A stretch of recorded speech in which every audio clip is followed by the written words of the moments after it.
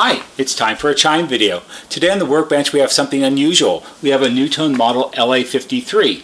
The LA53 is called the Sonata, and it was introduced in 1988. The Sonata is a fully electronic musical door chime. I think its intention was that it would take the place of the long-time LA52, the Harmony, as the entry-level electronic musical door chime that NuTone offered. The LA53 is not an LA52 in a $200 suit with the cloth grille and the oak trim on the top of the bottom of the case. It is a completely new and updated design over the LA52. The idea behind the LA53 was that it came with fewer pre-programmed songs than the LA52 did. The LA52 had 24 songs programmed into it, and the LA53 only had 6 standard songs, but there were optional pre-programmed modules that you could buy that would plug into this socket here, which you would access through the door. There's an opening right here for them, and by buying the optional modules you could increase the number of songs that were available. This was not a big seller. In fact, I think it was only manufactured for maybe 5 or 6 years, and then it was discontinued probably due to lack of sales. It was a novel idea, and I think it was NuTone's attempt at recreating the LA52 in a higher level version with better sound quality than the original LA52 had. The LA53 circuit board has many fewer components on it than the LA52 does because it's a more integrated design than the LA52 started off being. There are 5 integrated circuits, not counting the power supply. The heart of the LA53 is this right here.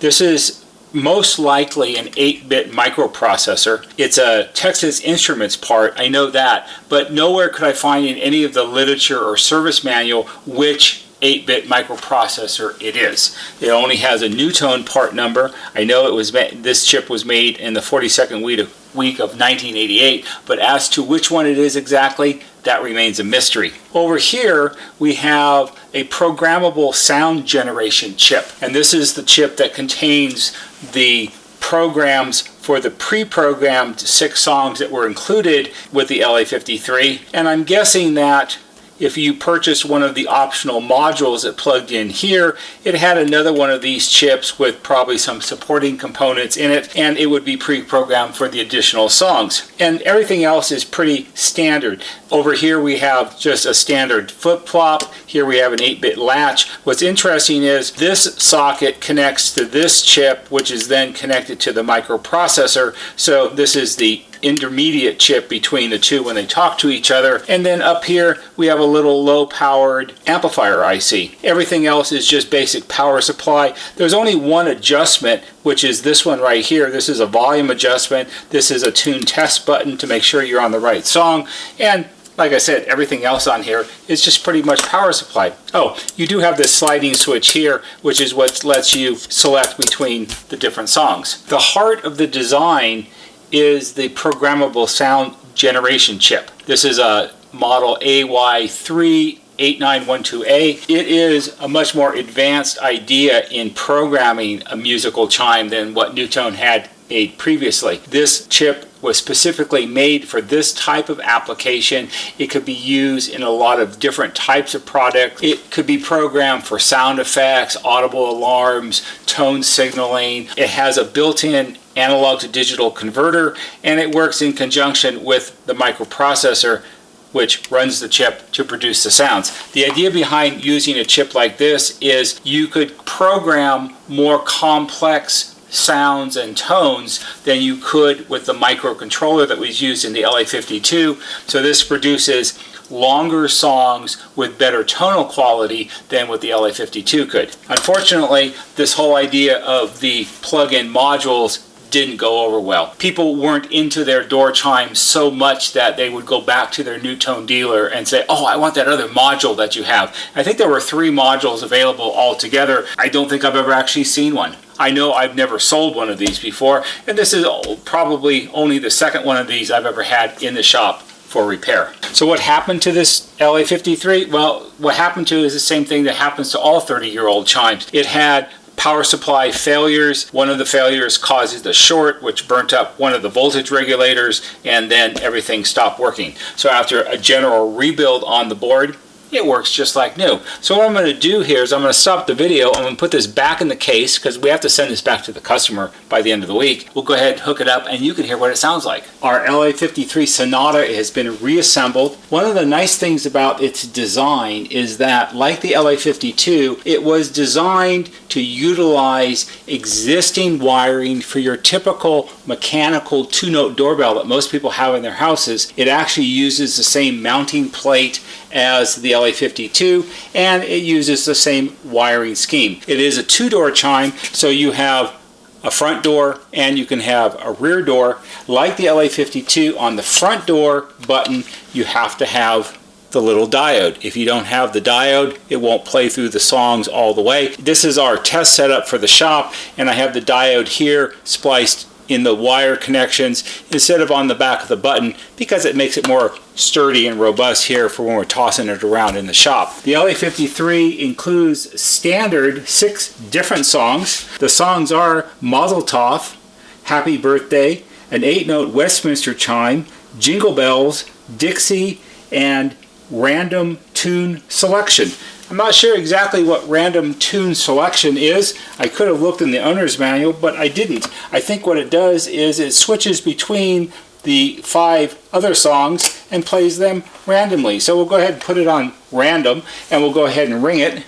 And if you listen carefully, you can hear how the songs are longer and it has more and different notes.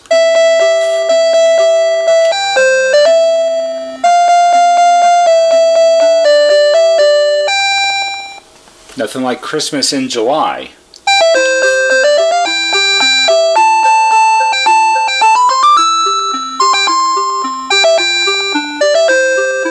That was a good example of the higher quality musical sounds that it creates. Not only are the songs probably more than twice as long, but I'm going to put it back on Dixie again, which is number 5. And if you listen carefully, now, I am not a musical person. I don't play an instrument and I don't read music, and it's not my thing. But if you listen carefully, what I'm hearing is there are notes that seem to be in the front of the song, and then behind those notes there are other notes playing that are different, and it gives the music more depth, I suppose, something like that. So why don't you listen again?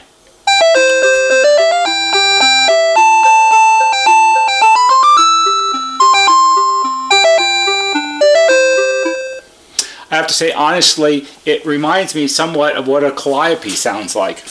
And you don't want to know why I know that. Let's go ahead and put it on Mazel Tov.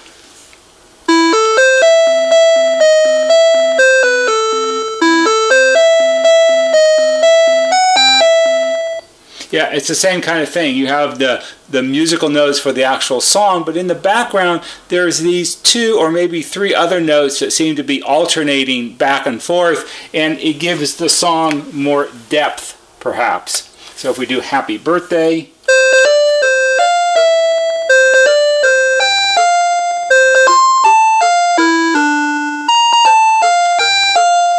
and that's a nice example of what it can sound like. We'll do the Westminster Chime because that's usually the default chime for most people.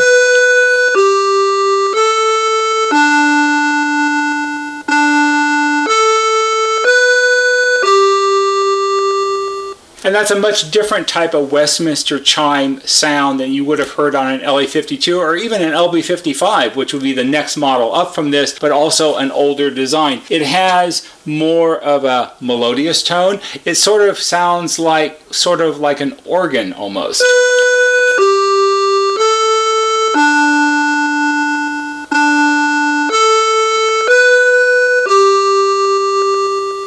It's not bad. The second door is just 2 notes, and like the LA52, when you push it, you have to wait for it to finish ringing completely before you push it again. If you push it right away, too fast, it won't go. It has to reset after it plays each time. I think the LA53 would have been one of those products that if they had kept it around a little longer and it had gone through one of its natural updates and revisions, and perhaps they would have found a way to incorporate more songs into it than just the standard 5 or 6, that it may have been more popular, because the sound quality is actually pretty good. It's much better. It's far and away better than an LA52 is. And honestly, you know, the LA52 came out in the mid 70s, and having 24 songs, you know, that was like a revolutionary product in the mid 70s to have an electronic musical door chime. And I suppose the 24 songs were easy enough to program in because they were short and simple and all of that. I think that if they had maybe gotten this up to 12 standard songs with the better sound quality, it might have been a better seller. I don't know. This LA53 has to go back to the customer now because they've been without a doorbell for almost a week, and most people find that rather annoying. One more time. Ah, Christmas again.